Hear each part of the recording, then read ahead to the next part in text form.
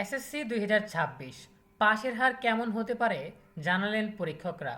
যেই পরীক্ষকরা বা যে শিক্ষকরা তোমাদের খাতা মূল্যায়ন করেছেন তারা জানিয়েছেন যে এবারে পাশের হার কীরকম সেটা তোমাদেরকে জানিয়ে দিব। পাশাপাশি এসএসসি ফলাফল প্রকাশে কেন এত দেরি হচ্ছে, ফলাফল ট্যাম্পারিং নিয়ে শিক্ষা বোর্ড কর্মকর্তারা কি বলছে, এ বিষয়ে বিস্তারিত জানতে পারবে এই ভিডিওতে। যারা এখনও আমাদের চ্যানেলটিকে সাবস্ক্রাইব করনি তারা এখনই সাবস্ক্রাইব করে রাখো, তাহলে পড়াশোনার সকল তথ্য এবং পরামর্শ সবার আগে পেয়ে যাবে। চলতি বছরের এসএসসি ও সমমান পরীক্ষার ফলাফল প্রথমে 20 জুলাইয়ের মধ্যে প্রকাশের কথা জানানো হয়েছিল। পরে সেই সময়সূচি পরিবর্তন করে 28 জুলাইয়ের পর যে কোনো দিন ফলাফল প্রকাশের পরিকল্পনার কথা জানানো হয়। তবে শেষ পর্যন্ত সেই সময়সীমাও রক্ষা করা সম্ভব হয়নি। সর্বশেষ ঘোষণা অনুযায়ী আগামী 10 আগস্ট 2026 ফলাফল প্রকাশ করা হবে। বারবার ফলাফল প্রকাশের তারিখ পরিবর্তনের কারণে শিক্ষার্থী ও অভিভাবকদের মধ্যে কিছুটা উদ্বেগ তৈরি হয়েছে। সামাজিক যোগাযোগ মাধ্যমেও এ নিয়ে নানা ধরনের আলোচনা, গুঞ্জন ও জল্পনা কল্পনা ছড়িয়ে পড়েছে। বিগত কয়েক বছরের ফলাফল বিশ্লেষণে দেখা গেছে 2025 সালে দেশের 11টি শিক্ষা বোর্ডে গড়ে পাশের হার ছিল 68.45%। 2024 সালে গড় পাস ছিল 83.04%। 2024 সালে পাশের হার ছিল 83.04%। 2023 সালে 80.39%। 2022 সালে 87.44% এবং 2021 সালে 93.58%। ধারণা করা হচ্ছে এবার ফলাফল বিগত সময়ের চেয়ে খারাপ হতে পারে। সম্প্রতি শিক্ষামন্ত্রী ডক্টর আ.ন.ম এহসানুল হক মিলন 20 জুলাইয়ের মধ্যে এসএসসি ও সমমান পরীক্ষার ফলাফল প্রকাশের কথা জানিয়েছিলেন। 11 জুলাই ঢাকা শিক্ষা বোর্ডের চেয়ারম্যানও ওই সময়ের মধ্যেই ফলাফল প্রকাশের প্রস্তুতি চলছে বলে জানান। তবে 18 জুলাই আন্তঃশিক্ষা বোর্ড জানায় নির্ধারিত সময়ে ফলাফল প্রকাশ করা সম্ভব হচ্ছে না এবং তখনও চূড়ান্ত ফলাফল প্রস্তুত হয়নি। পরবর্তীতে 28 জুলাইয়ের পর যে কোনো সময় ফলাফল প্রকাশের পরিকল্পনার কথা বলা হলেও সেটিও বাস্তবায়ন না হওয়ায় প্রশ্ন উঠেছে, প্রাথমিকভাবে প্রস্তুত থাকা ফলাফল প্রকাশে কেন আরও প্রায় 1 মাস সময় লাগছে। সংশ্লিষ্টরা বলছেন, চলতি বছরের এসএসসি ও সমমান পরীক্ষার ফলাফল আগের বছরের তুলনায় খারাপ হতে পারে,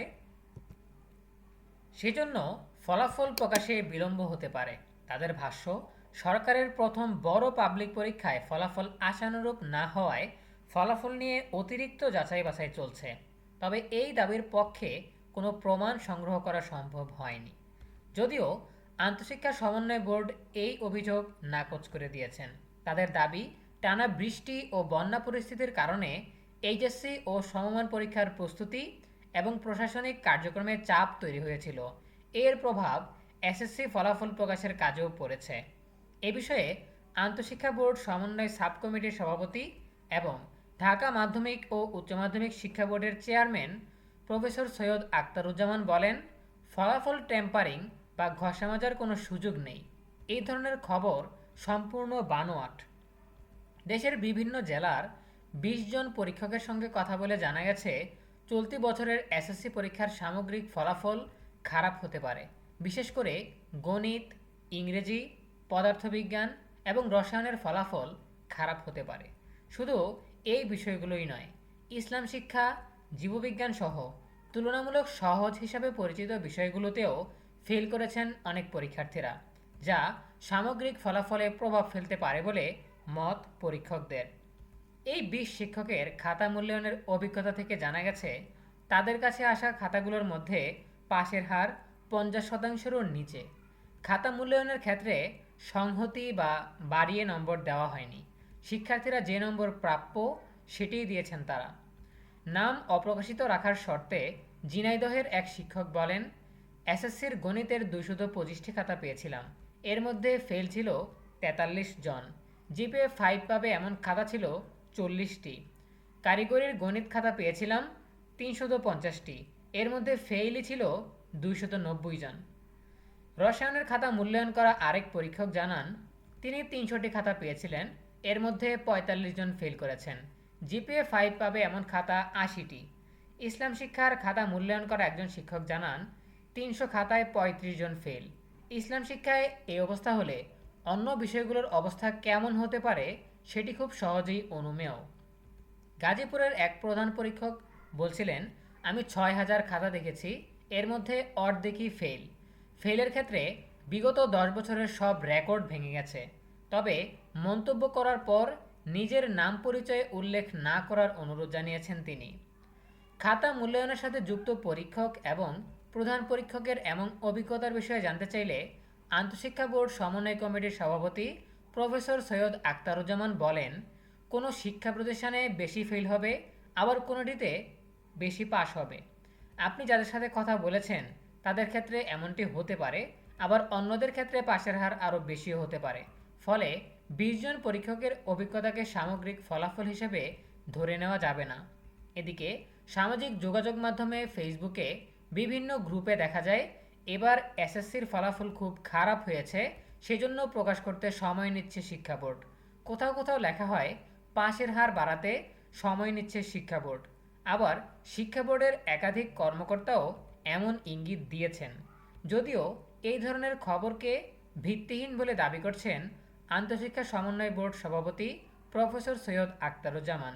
তিনি জানান, ফেসবুকে ছড়ানো খবরের সত্যতা নেই। প্রিয় শিক্ষার্থীরা, এই ছিল আমাদের হাতে থাকা সর্বশেষ তথ্য। এখান থেকে আমরা জানতে পারলাম যে এবারে পাশের হার অনেকটাই কম। যারা খাতা মূল্যায়ন করেছেন, যারা পরীক্ষক রয়েছেন, তারাই কিন্তু এই বিষয়গুলো বলেছেন। অন্যদিকে ফলাফল ট্যাম্পারিং করা হচ্ছে বা ঘষামজা করা হচ্ছে, এই দাবিও কিন্তু সামাজিক যোগাযোগ মাধ্যমে এসেছে এবং কিছু কিছু বোর্ড কর্মকর্তাও এই বিষয়ে ইঙ্গিত দিয়েছেন। সো আসলে কি চলতেছে এটা আসলে ফলাফল চূড়ান্তভাবে প্রকাশ হলেই বলা যাবে, ঠিক আছে? তখনই আসলে ফলাফল নিয়ে, ফলাফলের স্পষ্টতা নিয়ে, ফলাফলের নির্ভুলতা নিয়ে বিভিন্ন প্রশ্ন উঠবে, যেহেতু ফলাফল প্রকাশে দেরি হয়েছে। সেটা নিয়ে অনেক আলোচনা সমালোচনা হবে। এখন থেকেই যেরকম গুঞ্জন শুরু হয়েছে, সেটা কিন্তু শিক্ষা বোর্ডকে দায় অবশ্যই স্বীকার করতে হবে, কারণ তারাই সঠিক সময়ে বা রেওয়াজ অনুযায়ী ৬০ দিনের মধ্যে বা ২ মাসের মধ্যে ফলাফল প্রকাশে ব্যর্থ হয়েছে। তাই এই ব্যর্থতার দায় তাদেরকে অবশ্যই নিতে হবে, এই সমালোচনা তাদেরকে অবশ্যই নিতে হবে। এটা কিন্তু কোনোভাবে অস্বীকার করা যাবে না, বা দায় ছেড়ে দেওয়ার কোনো উপায় এখানে নেই, ঠিক আছে?